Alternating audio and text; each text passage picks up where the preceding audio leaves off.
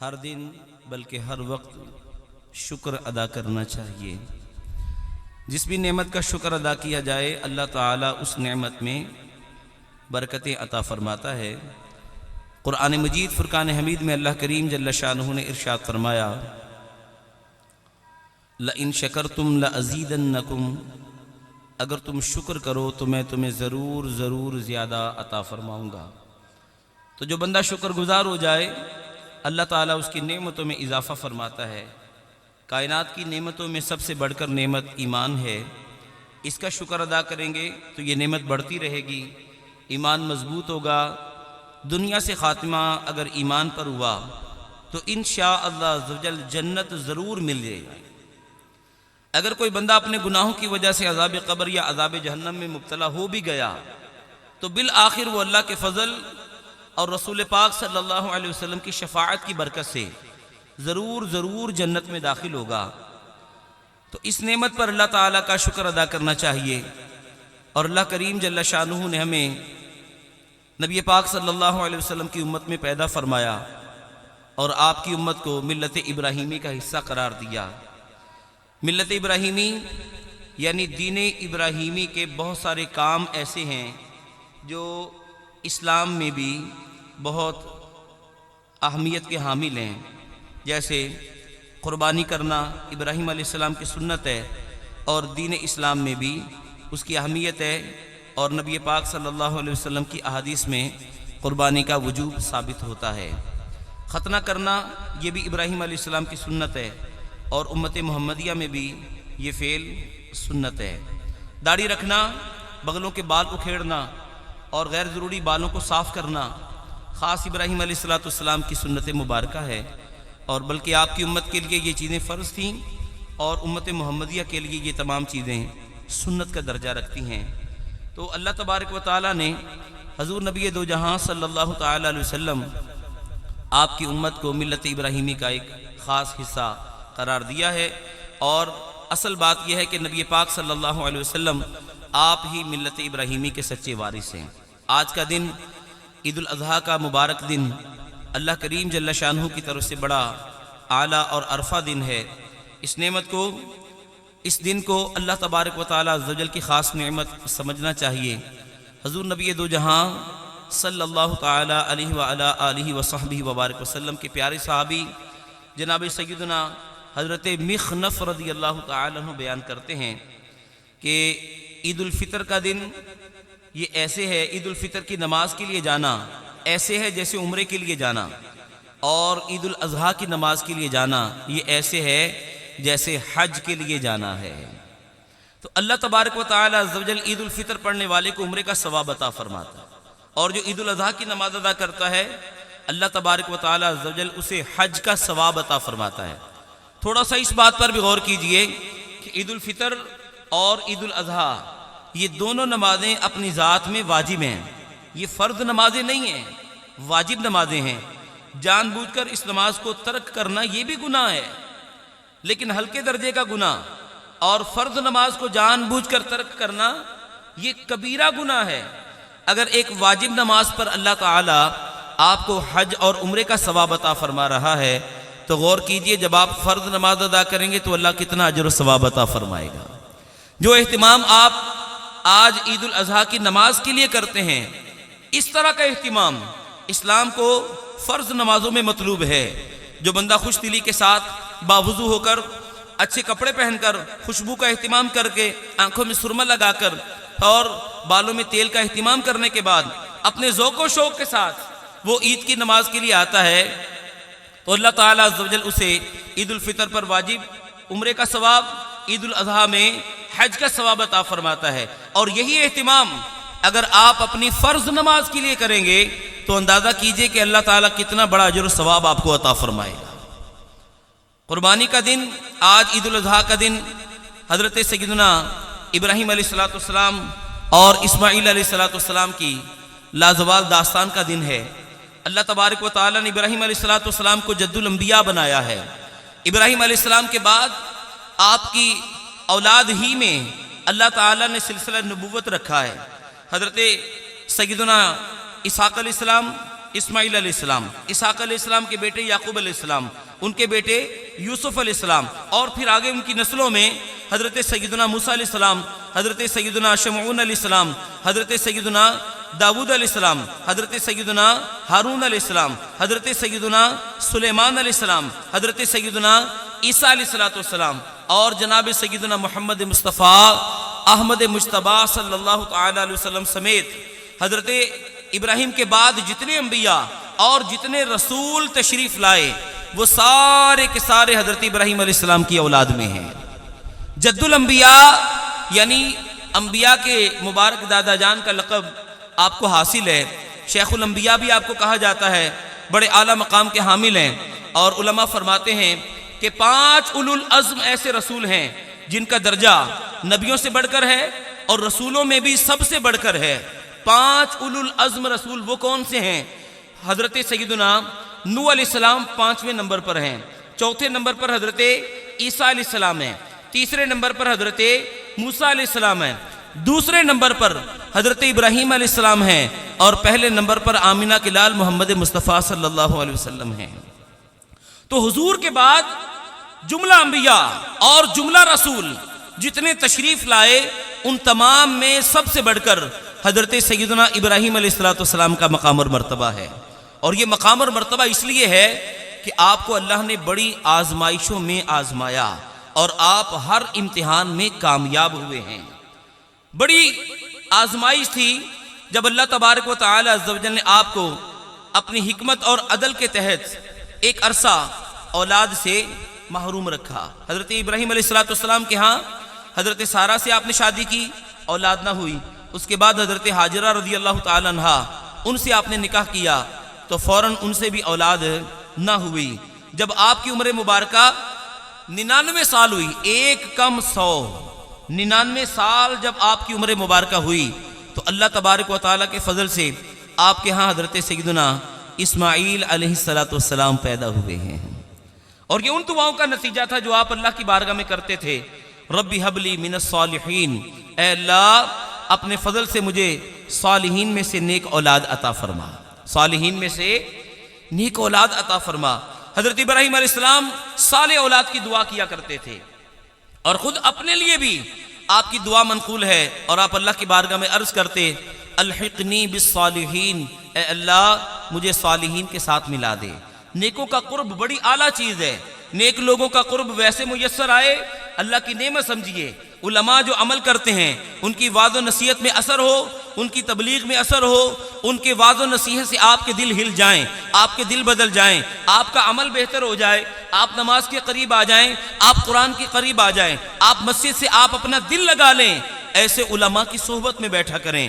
ایسے علماء صالح ہیں، ایسے علماء نیک ہیں، اور صالح لوگوں کی قربت حضرت ابراہیم علیہ السلام نے طلب فرمائی، صالح اولاد کی دعا حضرت ابراہیم علیہ السلام نے فرمائی، اور اللہ تبارک و تعالیٰ نے آپ کی دعا کو مستجاب فرمایا، اور فرمایا ہم نے ابراہیم علیہ السلام کو بیٹا عطا فرمایا، فبشرناہ بغلام حلیم، ہم نے انہیں اس بیٹے کی بشارت عطا فرمائی جس کو اپنے فضل سے ہم نے حلیم بنایا ہے، بردبار بنایا ہے، صابر و شاکر بنایا ہے۔ حضرت ابراہیم علیہ السلام کے ہاں 99 سال کی عمر مبارکہ میں حضرت اسماعیل علیہ السلام پیدا ہوئے۔ حضرت سارہ رضی اللہ تعالیٰ عنہ وہ رشک میں مبتلا ہوئیں اور کہا کہ آپ اپنے اس بیٹے کو اور اپنی اس بیوی کو وادی غیر ذی زرع میں چھوڑ آئیں۔ اللہ کا حکم بھی یہی نازل ہوا، ابراہیم حضرت حاجرہ کو لو اور ان کے بیٹے اسماعیل علیہ السلام کو لو، اور آج جہاں پر مکہ المکرمہ اور خانہ کعبہ اور صفا مروہ کی پہاڑیاں ہیں، فرمایا وہ وادی غیر ذی زرع ہے جہاں پر کوئی سبزہ نہیں ہے، کوئی بستی نہیں ہے، کوئی رہائش نہیں ہے، کھانے پینے کا پراپر وہاں پر کوئی انتظام نہیں ہے، آپ ان کو وہاں پر لے جائیے۔ حضرت ابراہیم علیہ السلام اللہ کے حکم پر، یہ آزمائش کتنی بڑی ہے، 99 سال کی عمر میں اللہ نے بیٹا عطا کیا، اور اب اس کا حکم یہ ہے کہ اس بیٹے کو اور اس کی ماں کو دونوں کو ایسے علاقے میں چھوڑاؤ کہ جہاں یہ دونوں ہوں گے اور یہ تمہارے سامنے نہیں ہوں گے، تمہارے پاس نہیں ہوں گے۔ حضرت ابراہیم علیہ السلام اللہ کے حکم پر لبیک کہتے ہوئے اپنی بیوی کو لیا، اپنے بیٹے کو لیا، اور وادی غیر ذی زرع میں چھوڑنے کے لیے آ گئے۔ جب حضرت ابراہیم علیہ السلام حضرت حاجرہ کو ان کے بیٹے سمیت چھوڑنے لگے تو حضرت حاجرہ نے کہا یہ وادی ایسی ہے جس میں کوئی اسباب نہیں ہے، آپ ہمیں یہاں کس کے سہارے چھوڑ کر جا رہے ہیں؟ ابراہیم علیہ السلام خاموش ہیں، جواب نہیں دے رہے۔ حضرت ہاجرہ نے پوچھا کیا یہاں ہمیں چھوڑے جانے کا حکم اللہ کی طرف سے نازل ہوا ہے؟ فرمایا ہاں اللہ کی طرف سے نازل ہوا ہے۔ فرمایا پھر آپ جائیے، ہمارا رب ہمیں ضائع نہیں کرے گا، ہمارا رب ہمیں ضائع نہیں کرے گا۔ جو کچھ کھجوریں تھی 1-2 دن چلتی رہیں، پانی تھا 1-2 دن چلتا رہا، جب پانی ختم ہو گیا، کھجوریں ختم ہو گئیں، آپ کے سینے سے دودھ ختم ہو گیا، اور آپ کا بیٹا حضرت اسماعیل علیہ السلام دودھ کے لیے جب رونے لگے تو ماں تھی تڑپنے لگی، اور وہ کبھی صفا سے مروہ پہاڑی، کبھی مروہ سے صفا پہاڑی 7 چکر لگاتی رہی کہ کوئی قافلہ ایسا نظر آئے جس کے پاس کچھ کھانے کو ہو، کچھ پینے کو ہو، اور میں اپنے لیے اور اپنے لخت جگر کے لیے وہاں سے لے کر آؤں۔ اسی دوران اللہ تبارک و تعالیٰ کے حضرت سیدنا اسماعیل علیہ السلام اپنی مبارک ایڑیاں وہاں پر زمین پر رگڑنے لگے، اور انہی مبارک ایڑیوں سے اللہ تعالیٰ عز و جل نے آب زمزم کا چشمہ جاری فرما دیا۔ یہ حضرات جو سامنے کھڑے ہیں تشریف لے آئیں، آگے آئیں، یہاں پر اپنے اپنے مسلوں کے ساتھ بیٹھیے اور یہاں پر تشریف لائیے، صفوں میں بیٹھیے۔ یاد رکھیے پہلی صف تمام صفوں میں سب سے افضل ہے، جو جتنا لیٹ ہوگا، جتنا دور بیٹھے گا، اس کے لیے ثواب بھی اتنا دور اور اتنا لیٹ ہوگا۔ تو جلدی جلدی آئیے، جب آپ آئے ہیں عید کی نماز پڑھنے کے لیے تو جلدی جلدی یہاں پر پہنچیے اور تشریف لائیے۔ انشاءاللہ ٹھیک 6:45 بجے اللہ کے فضل سے انشاءاللہ عید الاضحیٰ کی نماز کھڑی کر دی جائے گی۔ اللہم صلی علی سیدنا و مولانا محمد صلی اللہ علیہ وسلم۔ تو ابراہیم علیہ السلام کے ننھے جگر حضرت اسماعیل علیہ السلام کی مبارک ایڑیوں سے پانی کا چشمہ جاری ہوا۔ حضرت سیدتنا ہاجرہ رضی اللہ تعالیٰ عنہ آپ نے زمزم کہہ کر اس پانی کے چشمے کو روکا۔ روایتوں میں فرمایا اگر حضرت ہاجرہ رضی اللہ تعالیٰ عنہ آپ زمزم نہ فرماتی، رک جا نہ فرماتی، تو وہ پانی کا چشمہ جاری ہو کر پوری زمین کو گھیر لیتا، لیکن وہاں پر وہ رک گیا، اور حضرت اسماعیل علیہ السلام حضرت ہاجرہ کے ساتھ رہے، اور پھر پلے بڑے، تھوڑے جوان ہوئے، اور جب آپ کی عمر مبارکہ کم و بیش 7-8 سال ہوئی، چھوڑ دیں ان کو کرنے دیں ان کا کام، 7-8 سال ان کی عمر مبارکہ ہوئی، اب اللہ تبارک و تعالیٰ کے حکم سے حضرت ابراہیم علیہ السلام نے 3 دن خواب دیکھا۔ 8 ذوالحجہ کی رات خواب دیکھا کہ اللہ تعالیٰ کی طرف سے حکم ہے کہ اپنے پیارے بیٹے اسماعیل علیہ السلام کو ہماری راہ میں ذبح کرو، ہماری خوشنودی کے لیے قربان کرو۔ حضرت ابراہیم علیہ السلام آپ شوچ و پنج میں ہیں اور سوچ رہے ہیں کہ یہ کیا حکم مجھے دیا جا رہا ہے۔ اگلے دن پھر رات کو یہی خواب میں حکم ہوا کہ اپنے بیٹے اسماعیل علیہ السلام کو ہماری راہ میں ذبح کیجئے، قربان کیجئے۔ حضرت ابراہیم علیہ السلام اس دن کو پہچان لیا کہ یہ واقعی اللہ کی طرف سے مجھے حکم دیا جا رہا ہے، اور پھر تیسری رات بھی آپ کو یہی خواب ہوا، اور آپ علیہ السلام اپنے بیٹے اسماعیل علیہ السلام کے پاس پہنچے اور اپنی بیوی حضرت ہاجرہ کو فرمایا کہ میں اپنے بیٹے کی اپنے دوست سے ملاقات کے لیے لے کے جا رہا ہوں، میرے بیٹے کو بنا سوار دو۔ حضرت ہاجرہ رضی اللہ تعالیٰ عنہ نے بیٹے کو تیار کیا، نہلایا دھلایا، کپڑے پہنائے، خوشبو کا اہتمام کیا، آنکھوں میں سرما لگایا، سر پہ تیل لگایا، اور یہ بہترین اسماعیل علیہ السلام اللہ کے نبی ہیں، اور یاد رکھیں نبی اپنے زمانے میں تمام لوگوں میں سب سے زیادہ حسین و جمیل ہوتا ہے۔ حضرت یوسف علیہ السلام کو اللہ نے دنیا میں آدھا حسن عطا فرمایا، لیکن اللہ کا ہر نبی اپنے زمانے میں دنیا کے تمام لوگوں کے مقابلے میں سب سے زیادہ حسین و جمیل ہوتا ہے۔ حضرت اسماعیل علیہ السلام پہلے ہی حسن و جمال کے مرقع ہیں، اور اب اوپر سے سرما لگا دیا گیا آنکھوں میں، اور سر پر تیل لگا دیا گیا، نئے کپڑے پہنا کر ان کو تیار کر دیا گیا ہے۔ اور ابراہیم علیہ السلام کیا فرما رہے ہیں؟ میں اپنے دوست سے ملاقات کے لیے لے کے جا رہا ہوں۔ وہ دوست کون ہے؟ وہ اللہ کریم جل شانہ ہے۔ حضرت ہاجرہ رضی اللہ تعالیٰ نے رخصت کر دیا۔ ابراہیم علیہ السلام نے چھری لے لی، اپنے پاس رسی بھی لے لی، اپنے ارادے سے اپنے بیٹے کو ذبح کرنے کے لیے میدان مینا کی طرف چل پڑے۔ شیطان یہ منظر دیکھ کر برداشت نہ کر سکا کہ ابراہیم علیہ السلام کا امتحان، اور ان سے امتحان میں اتنی بڑی اعلیٰ کامیابی حاصل کرنے جا رہے ہیں۔ سوچئے ایک باپ کو اللہ تعالیٰ عز و جل برسوں بعد اولاد دے، اولاد کے لیے محبت کتنی ہوتی ہے، پیار کتنا ہوتا ہے۔ اور ابراہیم علیہ السلام کو کب بیٹا ملا؟ 99 سال کی عمر میں ملا، اتنی چاہتوں والا بیٹا ملا، اتنا حسن و جمال کا مرقع بیٹا ملا، اور اس کو ذبح کرنے کا اللہ کا حکم ہے، اور آپ اللہ کے حکم پر عمل کرنے کے لیے ذبح کرنے کے لیے لے کے جائیں۔ کیا حکم دے رہا ہے؟ میں یہ کیسے کروں گا؟ میرے بڑھاپے کا سہارا کون بنے گا؟ ان چیزوں کو ہم لوگ سوچتے ہیں، اللہ کے نبی نہیں سوچتے۔ حضرت ابراہیم علیہ السلام جا رہے ہیں، شیطان انسانی شکل میں حضرت ہاجرہ کے پاس پہنچا، کہا خاتون معلوم ہے آپ کا شوہر بیٹے کو کہاں لے کر گیا ہے؟ کہا وہ دوست سے ملانے کے لیے لے کر گئے ہیں۔ کہنے لگا دوست سے ملانے کے لیے نہیں، بلکہ وہ تو آپ کے بیٹے کو ذبح کرنے کے لیے لے کے جا رہے ہیں۔ فرمایا کوئی باپ اپنے بیٹے کو ذبح کرتا ہے؟ کہا وہ سمجھتے ہیں کہ اللہ کا حکم ہے۔ حضرت ہاجرہ نے فرمایا جب اللہ کا حکم ہے تو سر تسلیم خم ہے، یہ ایک بیٹا ہے، اگر اس ایسے ہزاروں بیٹے بھی ہوتے تو اللہ کے حکم پر قربان کرنے کے لیے تیار ہوتا۔ اللہ اکبر۔ ادھر ابراہیم علیہ السلام بیٹے اسماعیل علیہ السلام کو جا رہے ہیں، شیطان وہاں پر حضرت اسماعیل علیہ السلام کے پاس پہنچا، کہنے لگا بیٹا تمہیں معلوم ہے باپ تمہیں کہاں لے کے جا رہا ہے؟ کہا دوست سے ملانے کے لیے۔ کہنے لگا دوست سے ملانے کے لیے نہیں، دوست سے ملانے کے لیے لے کر جانا ہوتا تو ہاتھ میں رسی اور چھری ہوتی، یہ تمہیں ذبح کرنے کے لیے لے کے جا رہے ہیں۔ اچھا وہ کیوں؟ کہنے لگا وہ سمجھتے ہیں اللہ کا حکم ہے۔ فرمایا اگر اللہ کا حکم ہے تو میرے تن میں اگر ایک ایک بال کے برابر بھی جان ہوتی تو ساری جانیں اللہ کے حکم پر قربان کرنے کے لیے تیار ہو جاتا۔ یہ فیضان نظر تھا یا کہ مکتب کی کرامت، سکھائے کس نے اسماعیل کو آداب فرزندی۔ اللہ اکبر۔ ماں کی تربیت کتنی اعلیٰ، ابراہیم علیہ السلام کی نظر کتنی اعلیٰ کہ اسماعیل علیہ السلام 7-8 سال کے بچے ہیں لیکن اپنے آپ کو ذبح کرنے کے لیے آپ نے اپنے آپ کو پیش کر دیا۔ پھر ابراہیم علیہ السلام کے پاس پہنچا، کہا ابراہیم کیا کرنے جا رہے ہو؟ کہا تم کون ہو؟ شیطان، راستہ روکنے کے لیے آئے ہو، چلو دور ہٹ جاؤ یہاں سے۔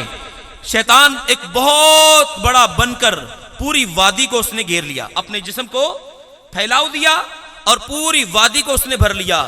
حضرت جبریل علیہ السلام حاضر ہوئے، کہا حضور اس کو 7 کنکریاں ماریے، یہ یہاں سے ہٹ جائے گا۔ 7 کنکریاں اٹھائیں، اس کو ماری، وہ ہٹ گیا۔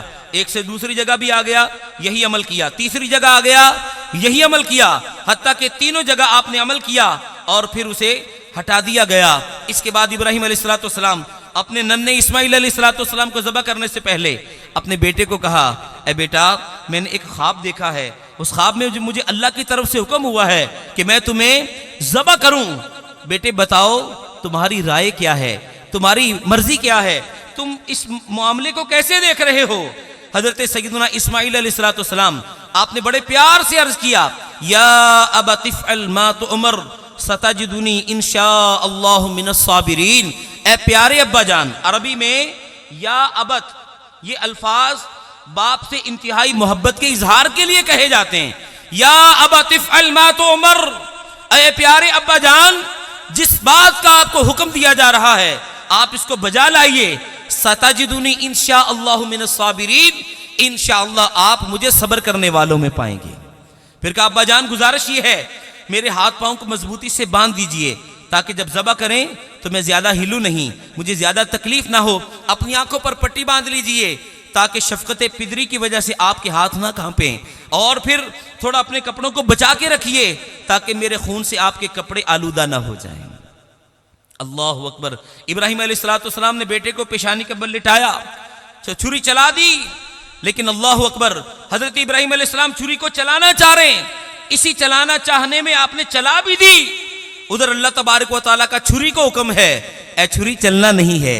ابراہیم علیہ السلام 3 مرتبہ اپنے طور پر ذبح کی کوشش کرتے ہیں لیکن چھری چلتی نہیں ہے۔ جب چھری سے پوچھا تو چلتی کیوں نہیں ہے تو کہا ابراہیم آپ کو حکم یہ ہے کہ مجھے چلا کر اپنے بیٹے کو ذبح کیجئے اور مجھے میرے اسی رب کا حکم ہے، چھری تو نے چلنا نہیں ہے، تو نے چلنا نہیں ہے۔ ابراہیم علیہ السلام نے چھری کا نوک حضرت اسماعیل علیہ السلام کے حلق میں یا گردن کی بیک سائڈ پر کھبو دیا، اپنا پورا زور لگا دیا۔ ادھر حضرت جبریل امین علیہ السلام جنت سے مینڈا لے کر آئے، اسماعیل علیہ السلام کی جگہ پر لٹا دیا، اور جب آپ نے اپنے طور پر چھری چلا دی اور پھر اللہ کا شکر ادا کیا کہ میں اس امتحان میں کامیاب ہو گیا، آنکھوں سے پٹی کھول کر دیکھی تو اسماعیل علیہ السلام سائڈ پر کھڑے مسکرا رہے ہیں اور ان کی جگہ پر اللہ کے حکم سے جنتی مینڈا ذبح کیا جا چکا ہے۔ وَفَدَيْنَاهُ بِذِبْحٍ عَظِيمٍ، اور ہم نے اس کے بدلے میں ایک عظیم قربانی کو بطور فدیہ عطا فرمایا۔ پیارے دوستو، یہ حضرت ابراہیم علیہ السلام آپ نے جو اپنے بیٹے کی قربانی کی ہے، اللہ تعالیٰ فرماتا ہے وَنَادَيْنَاهُ أَن يَا إِبْرَاهِيمُ قد صدقت الرؤیا، اے ابراہیم ہم نے ندا کی، اے ابراہیم قد صدقت الرؤیا، تو نے اپنا خواب سچا کر دکھایا، انا کذالک نجزی المحسنین، ہم نیکوکاروں کو ایسی ہی جزا عطا فرماتے ہیں۔ ابراہیم علیہ السلام کو اللہ تبارک و تعالی نے امام الناس بنا دیا، ابراہیم علیہ السلام کو اللہ تبارک و تعالی نے جد الانبیاء بنا دیا۔ حضرت ابراہیم علیہ السلام کی نسل مبارکہ میں اللہ تعالی نے سلسلہ نبوت کو جاری فرما دیا۔ حضرت ابراہیم علیہ السلام سے لے کر رسول اللہ صلی اللہ تعالی علیہ وسلم تک تمام انبیاء حضرت ابراہیم علیہ السلام کی اولاد میں، ابراہیم کے بعد اسحاق علیہ السلام سے لے کر اسماعیل علیہ السلام سے لے کر رسول اللہ تک تمام انبیاء اور تمام رسول حضرت سیدنا ابراہیم علیہ السلام کی اولاد مبارکہ میں ہیں۔ یہ اللہ تعالیٰ نے نعمت آپ کو عطا فرمائی، ہم پر یہ نعمت بطور قربانی واجب کر دی گئی ہے۔ حضور کی بارگاہ میں عرض کیا گیا، یا رسول اللہ ما ہذہ الاضاحی، یہ قربانیاں کیا ہیں؟ آپ نے فرمایا سنت ابیکم ابراہیم، یہ تمہارے باپ ابراہیم علیہ السلام کا مبارک طریقہ ہے۔ اس چیز کو اللہ نے امت مسلمہ پر واجب قرار دیا، اور جس کے پاس وسائل ہوں قربانی نہ کرے۔ اللہ اکبر۔ حضور نبی پاک نے فرمایا من کان لہ سعۃ، جس کو قربانی کی گنجائش موجود ہو، ولم یضحی، اور اس کے باوجود وہ قربانی نہ کرے، فلا یقربن مصلانا، وہ ہماری عیدگاہ کے قریب بھی آنے کا حقدار نہیں ہے۔ عید کی نماز کا حقدار وہ بندہ ہے جس پر قربانی واجب ہے اور وہ خوش دلی کے ساتھ قربانی کر رہا ہے۔ جس پر قربانی واجب ہے اگر وہ نہ کرے تو یہ قربانی معاف نہیں ہوگی۔ قربانی کے دنوں کے بعد قربانی کے جانور کی قیمت صدقہ کرنا یا زندہ جانور لے کر پورے کا پورا صدقہ کر دینا، یہ اس پر واجب ہوگا۔ اور جتنے پچھلے سالوں کی قربانی نہیں کی ان کا حساب کر کے کیلکولیشن کر کے اسی طرح ان کی قربانی کو بطور قضا ادا کرنا یہ بھی واجب ہے۔ ایسا نہیں کہ سال گزر گیا قربانی ختم ہو گئی، جس پر واجب ہے اسے بہر صورت قربانی ادا کرنا پڑے گی۔ جو حضرات قربانی کر رہے ہیں خوش دلی کے ساتھ اپنے جانوروں کی قربانی کیجئے اور قربانی کر کے اللہ تعالیٰ عز و جل کی رضا حاصل کیجئے۔ قربانی کے جانور کے گوشت کے 3 حصے کیجئے، ایک حصہ اپنے لیے رکھیے، ایک حصہ اپنے اعزاء و اقربا کے لیے رکھیے، اور ایک حصہ غربا، یتیموں، بیواؤں، مسکینوں کے لیے رکھیے۔ اور اپنے عزیز و اقربا کے لیے جب بھی قربانی کا گوشت بھیجیں تو بڑی محبت کے ساتھ اچھا ہو سکے اچھے سے اچھا، عمدہ سے عمدہ اور بہترین سے بہترین ان کو گوشت بھیجئے۔ اگر کوئی آپ کو بھیج دے تو آپ شکریہ ادا کریں۔ حضور نے فرمایا من لم یشکر الناس لم یشکر اللہ، جو لوگوں کا شکر ادا نہیں کرتا وہ اللہ کا بھی شکر ادا نہیں کرتا۔ تو جو نیکی کرے اس کا شکریہ ادا کیجئے، اس نیکی میں کیڑے مت نکالیے۔ یہ نہ دیکھیے کتنا سا بھیجا ہے، 2 بوٹیاں بھیج دیں اور 2 چھچڑے بھیج دیے، زیادہ چھچڑے بھیج دیے، کم گوشت بھیجا ہے، ہمیں یہ چیز نہیں دی وہ چیز نہیں دی۔ ان چیزوں کا تانا شکوا نہ کیجئے، اور جو معمولی سی نیکی کر دے اس کا شکریہ ادا کیجئے۔ حضرت سیدتنا عائشہ صدیقہ رضی اللہ تعالی عنہا آپ تشریف فرما تھیں، کوئی خاتون آپ کی بارگاہ میں حاضر ہوئیں، سوال کیا، گھر میں کچھ نہ تھا، انگور کا 1 دانہ تھا، اٹھایا اور اٹھا کر اس مانگنے والی کو دے دیا۔ جب آپ نے اس کو دیا تو وہ سوچنے لگی اتنا بڑا آستانہ اور ملا کیا ہے انگور کا چھوٹا سا 1 دانہ۔ وہ دانے کو دیکھ رہی ہے ہاتھ میں پکڑ کر، 2 انگلیوں میں پکڑ کر انگور کے ایک دانے کو دیکھ رہی ہے۔ حضرت عائشہ رضی اللہ تعالیٰ عنہ آپ نے فرمایا تو کیا دیکھ رہی ہے؟ کہا 1 دانے کو دیکھ رہی ہوں کہ یہی کچھ ملا۔ آپ نے فرمایا یہی کچھ تھا اور یہ کچھ بھی تمہیں دے دیا، یہی کچھ تھا اور یہ کچھ بھی تمہیں ہی دے دیا۔ تم اس دانے کو دیکھ رہی ہو کہ یہ کیا ہے؟ سنو میرا رب کیا فرماتا ہے، فَمَن يَعْمَلْ مِثْقَالَ ذَرَّةٍ خَيْرًا يَرَى، جو 1 ذرہ برابر نیکی کرے وہ اس کا بدلہ ضرور پائے گا۔ اور میرے رب نے تو انگور میں کتنے ذرے پیدا فرمائے، ہر ذرے کا اجر و ثواب مجھے میرا رب عطا کرے گا۔ تو اس لیے کوئی آپ کو 1 بوٹی بھیجے، 2 بوٹی بھیجے، چھچڑے بھیجے، آپ نے گلہ نہیں کرنا، شکوہ نہیں کرنا۔ حضور نے فرمایا حضرت عائشہ رضی اللہ تعالیٰ عنہ سے، عائشہ اپنے پڑوسی کے کسی ہدیے کو حقیر مت سمجھنا، اگرچہ وہ بکری کا کھر ہی کیوں نہ بھیجے، بکری کا کھر بھی بھیجے اس کو حقیر نہیں سمجھنا۔ تو یہ تو پھر 2 بوٹیاں بھیجی ہیں، 10 بوٹیاں بھیجی ہیں، 2 چھچڑے بھی ساتھ ہیں، تو وہ بکرے کا حصہ ہی ہے نا۔ تو پھر کیا ہوا؟ اس پر گلہ شکوہ نہیں کرنا، اور اللہ کی رضا پر راضی رہنا ہے. جو قربانی کر رہے ہیں وہ بھی اللہ کی رضا پہ راضی رہیں. سارے گوشت پر سانپ بن کر نہیں بیٹھ جانا, مل مار کے نہیں بیٹھ جانا. اس کا 3 حصے کرنے ہیں, اپنے لیے, اعزاء و اقربا کے لیے, اور غریبوں, یتیموں, بیواؤں, مسکینوں کے لیے. اللہ کریم جل شانہ ہم سب کو عمل کی توفیق عطا فرمائے. 1-2 مسئلے ضروری سماعت فرما لیجئے کہ قربانی کے گوشت کے تعلق سے اکثر لوگ سوال کرتے ہیں کہ کیا یہ گوشت کسی غیر مسلم کو دینا جائز ہے یا نہیں. تو یاد رکھیے, قربانی کے جانور کا گوشت غیر مسلم کو دینا جائز نہیں ہے. وجہ سمجھیے, وجہ کیا ہے؟ قربانی اس چیز کا نام ہے اراقۃ الدم لتقرب اللہ تعالی, اللہ تعالیٰ کا تقرب حاصل کرنے کے لیے کسی مسلمان کا جانور کا خون بہانا, کسی مسلمان کی طرف سے جانور کا خون بہانا, اس کو ذبح کرنا, یہ ہے قربانی. تقرب اللہ, اللہ کا قرب حاصل کرنا. اللہ کا قرب حاصل کرنے والا مسلمان ہوگا اور اللہ کا قرب ملنے کا حقدار بھی مسلمان ہے. جب اللہ کے قرب کا حقدار مسلمان ہے تو کیا غیر مسلم کو اللہ کا قرب ملے گا؟ جب نہیں ملے گا تو وہ اللہ کے قرب کے معاملے میں حقدار ہے. کیا آپ اسے نماز میں ساتھ کھڑا کر سکتے ہیں؟ کیا آپ اس کو زکوٰۃ کی رقم دے سکتے ہیں؟ کیا آپ اس کو حج پر ساتھ لے کے جا سکتے ہیں؟ نہیں نا. اسی طرح قربانی کا جانور کا گوشت بھی آپ غیر مسلم کو نہیں دے سکتے, چاہے وہ آپ کے اپنے گھر میں کام کرتا ہو. اپنے گھر میں کام بھی کرتا ہو تو نہیں دے سکتے.